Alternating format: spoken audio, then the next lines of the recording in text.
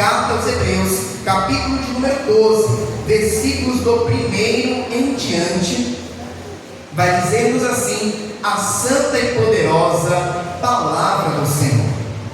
Portanto, nós também, pois que estamos rodeados de uma tão grande nuvem de testemunhas, deixemos todo o embaraço e o pecado que tão de perto nos rodeia e corramos com paciência a carreira que nos está proposta, olhando para Jesus, autor e consumador da fé, o qual, pelo gozo que lhe estava proposto, suportou a cruz, desprezando a afronta, e assentou-se à destra do trono de Deus.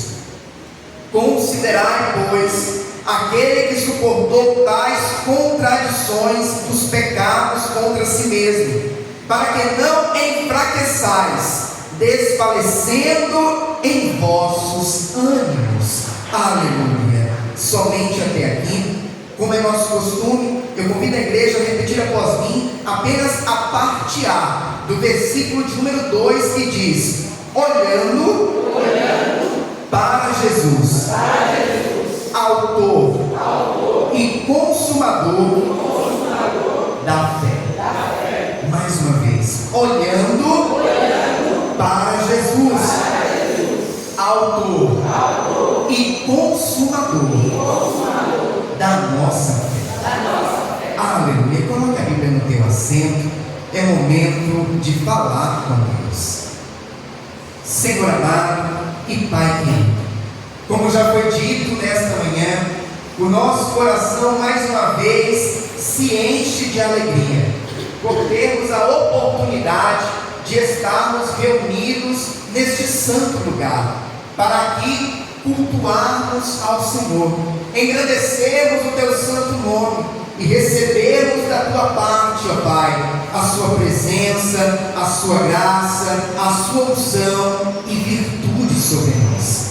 Nesta manhã já podemos falar com o Senhor em oração, já podemos também louvar e agradecer o seu nome, através dos louvores que aqui foram entoados a Ti. E agora a sua igreja espera receber uma palavra, não a palavra que nasceu no coração do homem, não a palavra que venha de conhecimento humano, mas uma palavra que nasceu primeiramente no coração do próprio Deus, e que agora será ministrada ao coração da sua igreja. Por esta razão, ó Pai, nós lhe pedimos que mais uma vez o Senhor venha abrir os nossos ouvidos espirituais, venha abrir, ó Pai, o nosso entendimento, para que nós possamos não apenas ouvir, mas entender a mensagem que o Senhor tem preparado a cada um de nós, e que esta palavra, ela seja como alimento para a nossa alma, combustível para a nossa fé, e como uma bússola, ó Pai, que nos aponta ao norte, que nos mostra o caminho da sua vontade, que é boa, perfeita e agradável. Nesse momento, Pai, eu me coloco diante de Ti como um simples servo que sou e lhe peço: usa-me, ó Pai, como instrumento em Suas mãos para pregoar a santa e poderosa palavra do Senhor. É o que nós lhe pedimos e desde já lhe agradecemos em nome do Senhor Jesus. Amém e graças a Deus. Agora eu te convido a dar uma forte salva de palmas ao Senhor Jesus. Aleluia. Graças a Deus. A Ele a honra, a glória, o louvor e toda exaltação. Aleluia. A igreja pode tomar o seu assento. Fiquem todos à vontade. Carta aos Hebreus. E todas as vezes que nós vamos fazer a leitura das Sagradas Escrituras no livro de Hebreus, nós nos perguntamos, né? É uma carta endereçada aos Hebreus, mas quem escreveu esta carta? Nós sabemos que no Novo Testamento existem muitas cartas de Paulo, direcionadas a igrejas e a pessoas, como as cartas à igreja em Corinto, à igreja em Éfeso, também as cartas a Timóteo, a Tito. No entanto, a carta direcionada aos hebreus é uma carta que até hoje os teólogos, mesmo em meio a estudos e buscas pela resposta desta pergunta, ainda não conseguiram decifrar, ainda não conseguiram descobrir quem escreveu esta carta. Alguns chegam a dizer que também foi o apóstolo Paulo, outros já falam veementemente que teria sido Apolo. Independente de qual homem Deus usou para escrever esta carta, uma coisa é certa: a carta direcionada aos hebreus foi inspirada pelo Espírito Santo de Deus. Aleluia! Quando nós vamos analisar esta carta, nós vamos observar que ela está sendo direcionada aos judeus. Os judeus que haviam se convertido a Cristo Jesus. Nós sabemos que a maioria, ou boa parte dos judeus, não receberam a Cristo como Messias, como Salvador. No entanto, houveram aqueles que receberam a Cristo, houveram aqueles que se converteram a Cristo Jesus. E esta carta é direcionada a esses que haviam se convertido a Cristo, que outrora eram judeus de nascimento, mas que agora serviam ao Senhor Jesus. No entanto, é importante nós entendermos que a época a qual esta carta foi escrita, por volta do ano 68 depois de Cristo, foi uma época de grande perseguição na igreja. Então os cristãos, eles eram perseguidos. Os cristãos, eles eram presos, muitos eram torturados, e não eram poucos aqueles que eram mortos por amor a Cristo. Então, haviam aqueles que estavam temerosos, haviam aqueles que estavam pensando em parar, pensando em desistir, talvez até pensando em negar o nome de Cristo, por conta da perseguição, por conta do pavor que o Império Romano tentava colocar sobre a igreja. No entanto, nós bem sabemos que, por mais que Satanás, por mais que o homem tentasse calar o Evangelho, tentasse calar a igreja, cada vez mais a igreja crescia, cada vez mais a igreja prosseguia. Aleluia! Eu costumo dizer que a igreja de Cristo não está alicerçada em teorias humanas. A igreja de Cristo não está alicerçada em Abraão, Isaac, Jacó, Moisés, ou até mesmo os profetas Isaías, Jeremias, Ezequiel. Não, a igreja de Cristo está alicerçada em Cristo Jesus. Aleluia! E é por isso que nós vamos ver que a palavra do Senhor nos fala que as portas do inferno não prevalecerão contra a igreja de Cristo. Aleluia! Pois bem, o escritor aos Hebreus escreve esta carta com a finalidade de fortalecer a fé dos irmãos, com o propósito de mostrar para eles que valia a pena, que vale a pena servir a Jesus, ser fiel a Deus e não negar o nome do Senhor. Quando nós chegamos aqui no versículo de número 2, no capítulo 12 que nós lemos, nós vamos ver que o escritor aos Hebreus está dizendo: olhando para Jesus, autor e consumador da fé. Aleluia! Interessante que o autor da carta aos Hebreus, ele está procurando chamar a atenção para Cristo Jesus, está procurando chamar a atenção daqueles hebreus, está procurando chamar a atenção minha e tua para Jesus, porque Jesus é a base da igreja, é o alicerce da igreja, é o alicerce da nossa fé. E é para Ele que nós precisamos olhar todo o tempo. Pastor, mas por que nós precisamos olhar todo o tempo para Jesus? Porque todas as vezes que nós tiramos o nosso olhar de Jesus e começamos a olhar para as dificuldades, começamos a olhar para as barreiras que estão no nosso caminho, começamos a olhar, como no caso dos irmãos da igreja primitiva, para a perseguição, para a fúria de Roma. Isso gera em nós medo, isso gera em nós dúvida. Interessante que eu sempre gosto de trazer aos irmãos o exemplo de Pedro, quando ele estava caminhando sobre as águas, indo em direção ao Mestre.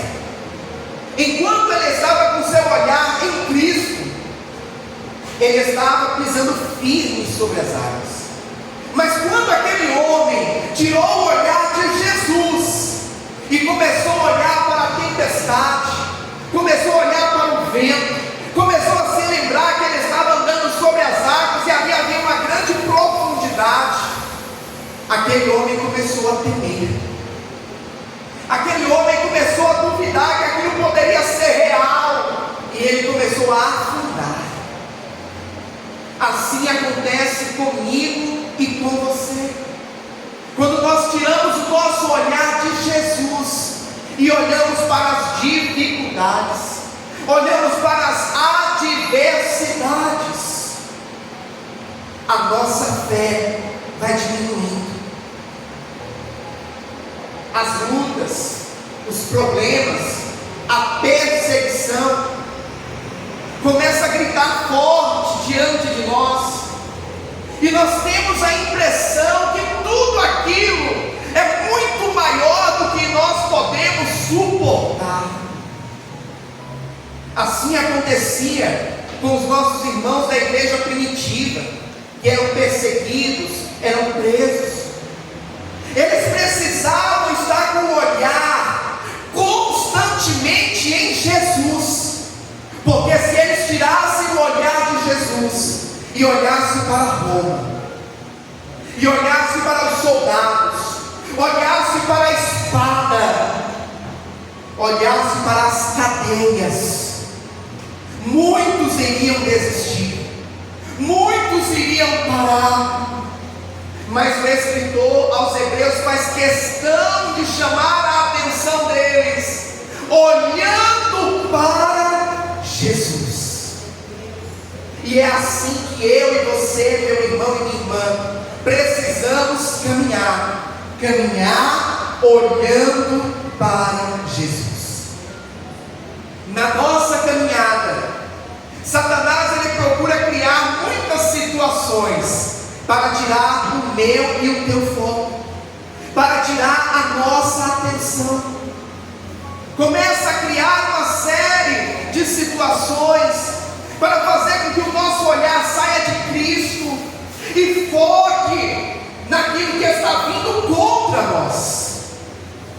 Esse é o objetivo dele, esse é o desejo, a intenção dele, é tirar o nosso olhar de Cristo.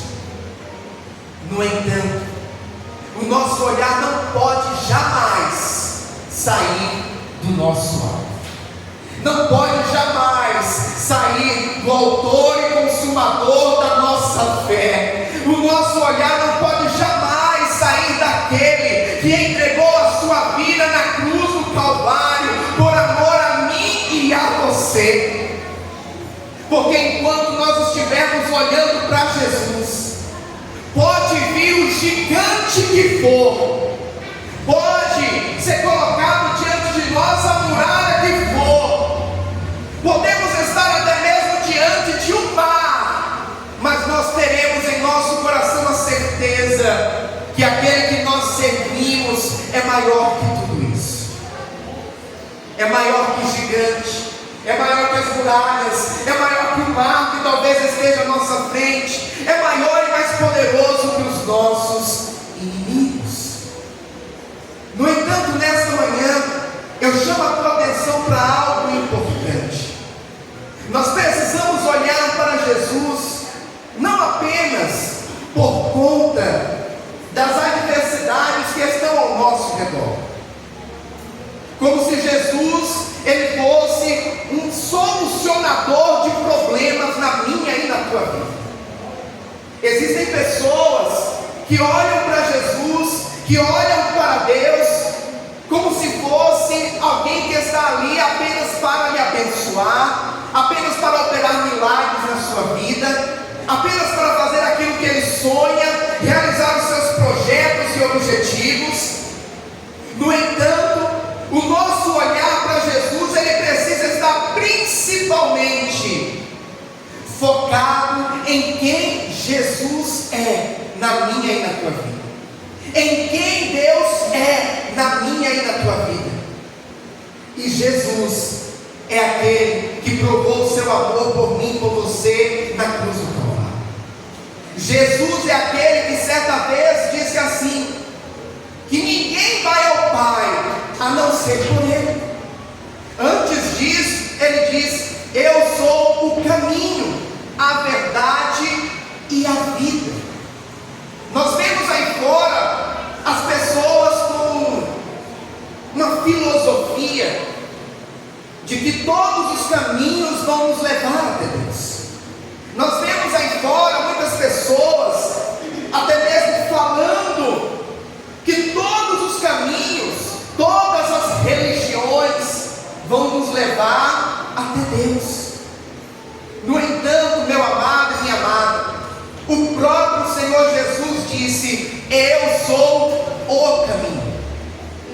Não existem dois, não existem três. Jesus não é uma opção que te leva até Deus. Jesus é a única opção que te leva até Deus.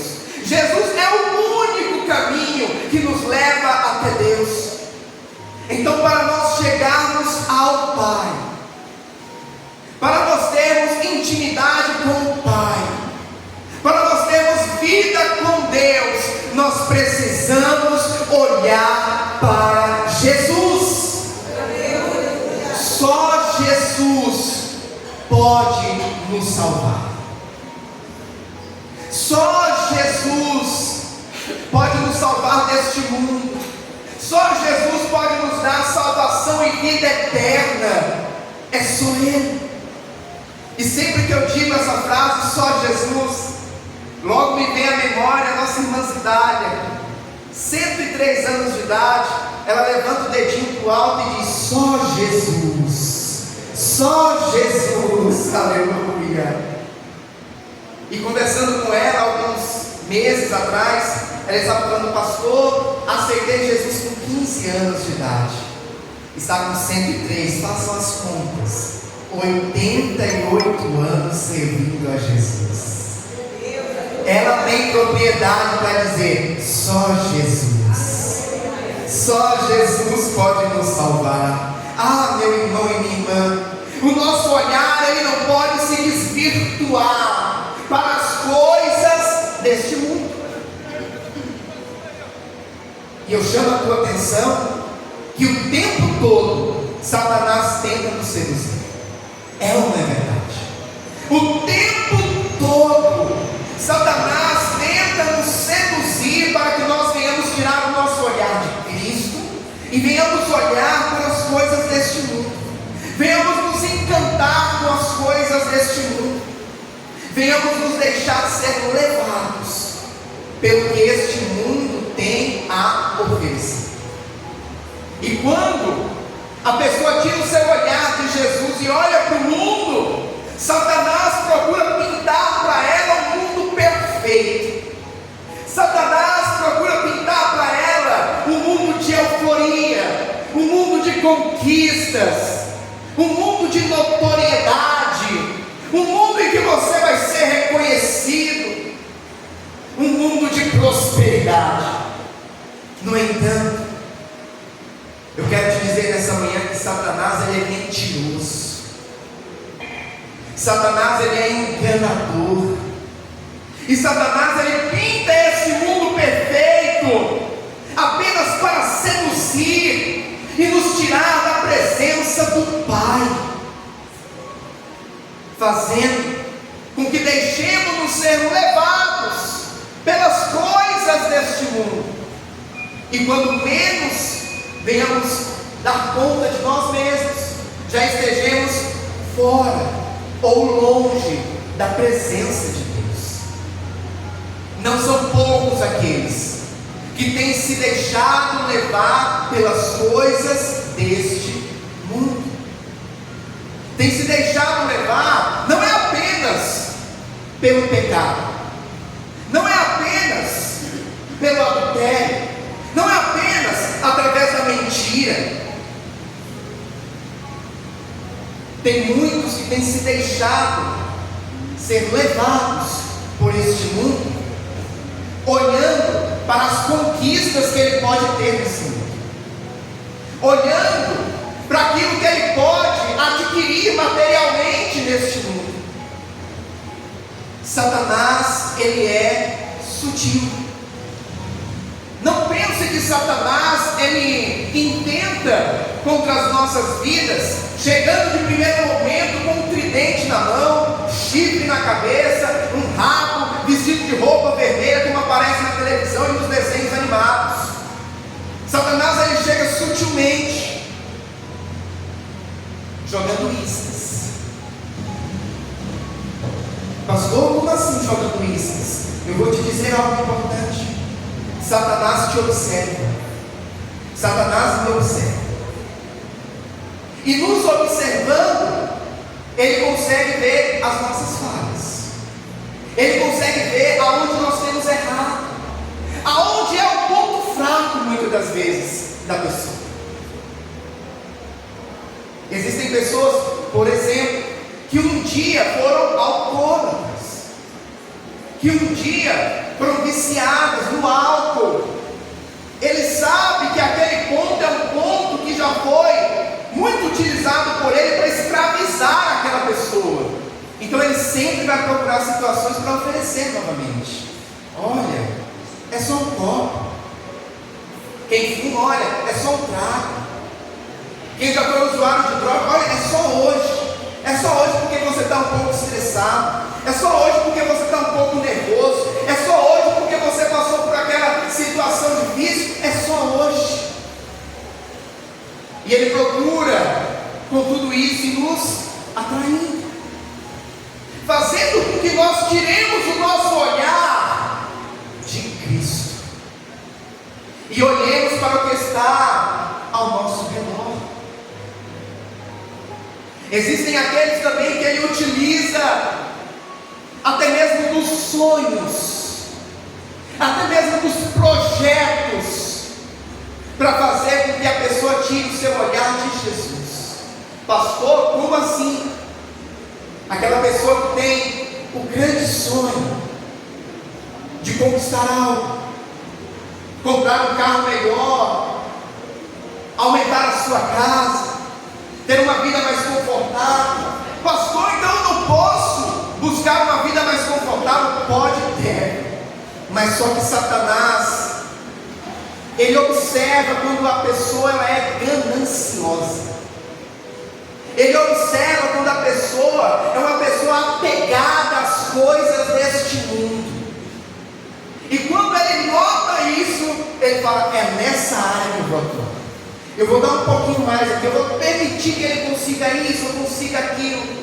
E a pessoa vai indo, vai se ensoberbecendo, vai querendo cada vez mais, e vai tirando o seu olhar de Cristo e olhando para apenas o que é material, apenas o que é terreno, apenas o que é passageiro.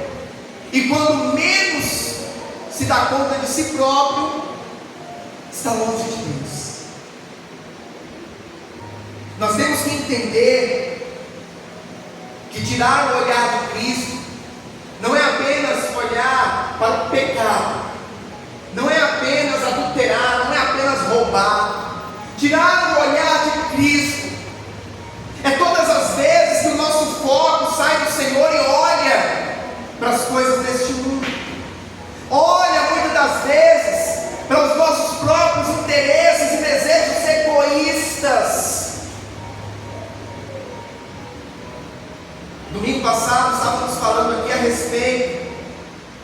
da melhor oferta. Pastor, como assim a melhor oferta? Nós lemos aquele texto que está lá em Gênesis, que retrata a oferta de Caim e de Abel. Caim deu provavelmente daquilo que lhe restava, daquilo que lhe sobrava, que não iria fazer falta para ele, enquanto Abel deu dos primogênitos, enquanto Abel deu da gordura das ovelhas. Abel deu a melhor oferta. E a reflexão que nós estávamos fazendo era justamente o seguinte: será que nós temos na nossa vida entregado para o Senhor a melhor oferta, ou o que resta, ou o que sobra? E nós precisamos entender que o Deus que nós servimos, Ele merece o nosso melhor. E nós precisamos entender que Deus em nossas vidas tem que estar em primeiro lugar. Jesus, Ele diz: buscai primeiro o reino de Deus, a sua justiça, e as demais coisas vos serão acrescentadas. Quando nós buscamos a Deus em primeiro lugar, ou seja, não tiramos o nosso olhar de Jesus, não tiramos o nosso foco de Jesus.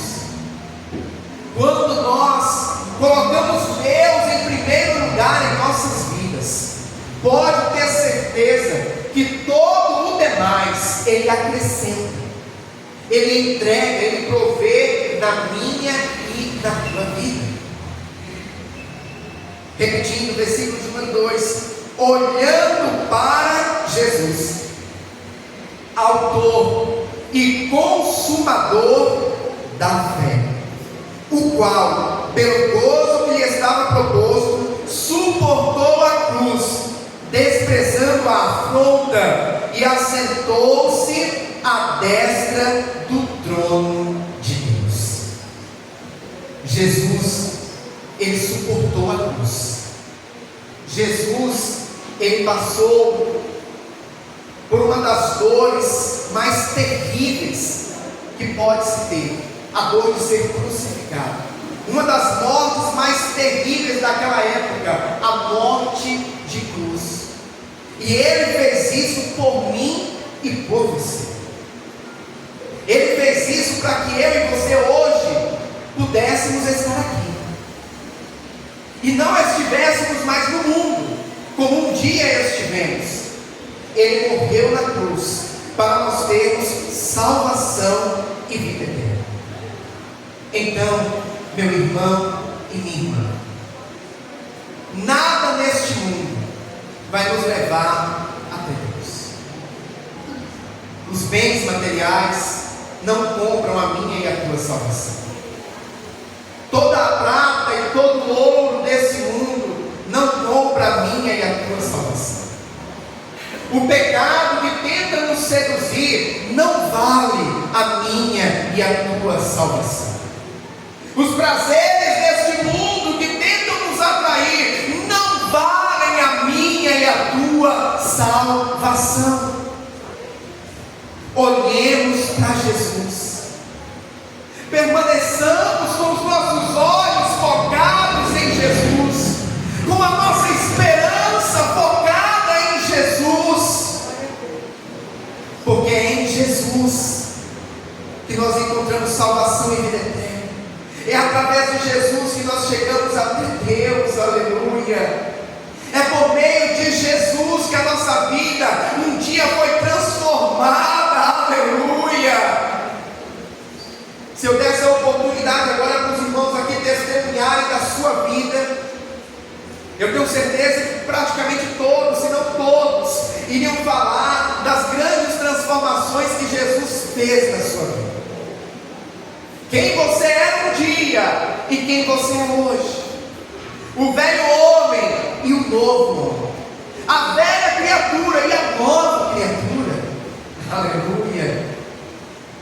E eu tenho certeza que vocês iriam dizer: pastor, verdadeiramente Jesus me transformou. Verdadeiramente Jesus mudou a minha vida, mudou a minha história. Aleluia. E eu te digo por que isso aconteceu. porque só Jesus é capaz de fazer essa transformação na vida do homem.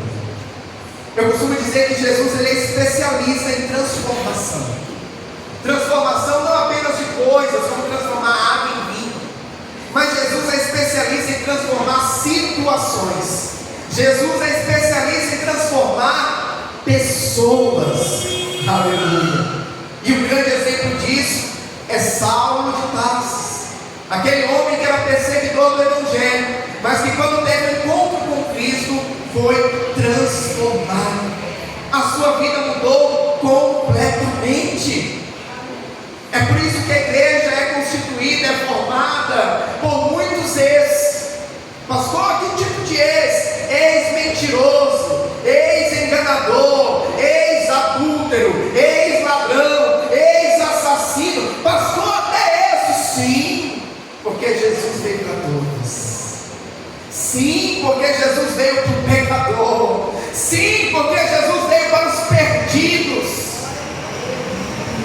Até mesmo aqueles para quem nós olhamos e não damos nada para aquela pessoa, e dizemos até assim: essa pessoa merece a morte.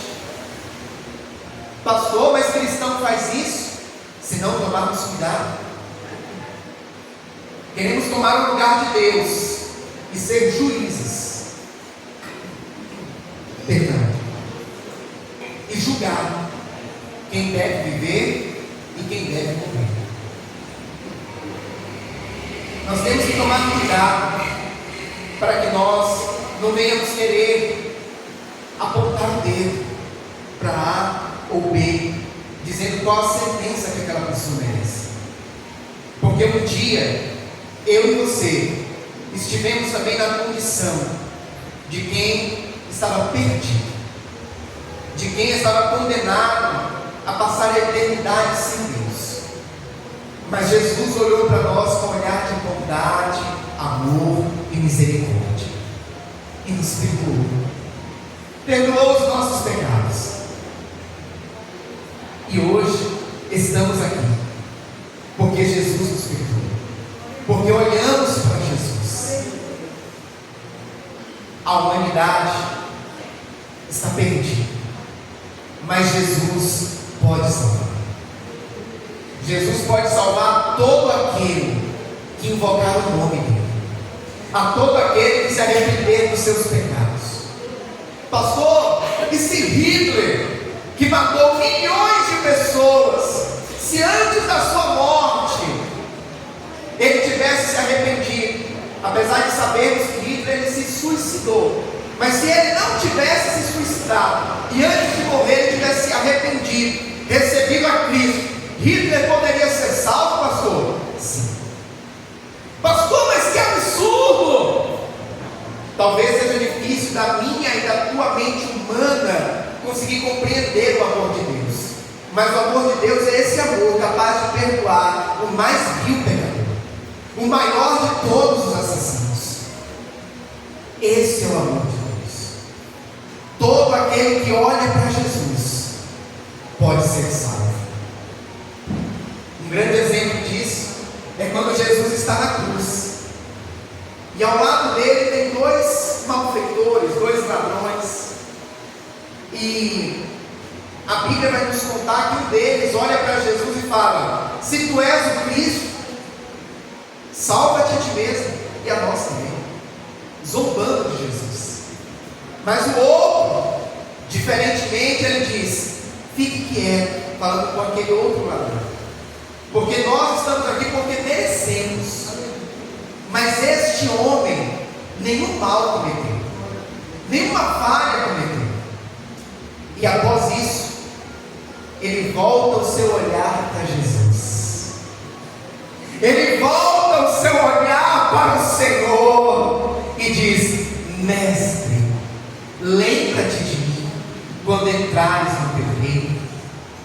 Aquele homem olhou para Jesus nos últimos momentos da sua vida, pedindo para que Jesus se lembrasse dele quando estivesse no seu reino. E Jesus responde: ainda hoje estarás comigo no paraíso. Só Jesus, meu irmão e minha irmã, é capaz de perdoar o mais vil Só Jesus, meu irmão e minha irmã, é capaz de nos salvar. Só Jesus, meu irmão e minha irmã, é capaz de operar o impossível em nossas vidas. Então, permaneçamos todos os dias olhando para Jesus, autor e consumador da nossa fé.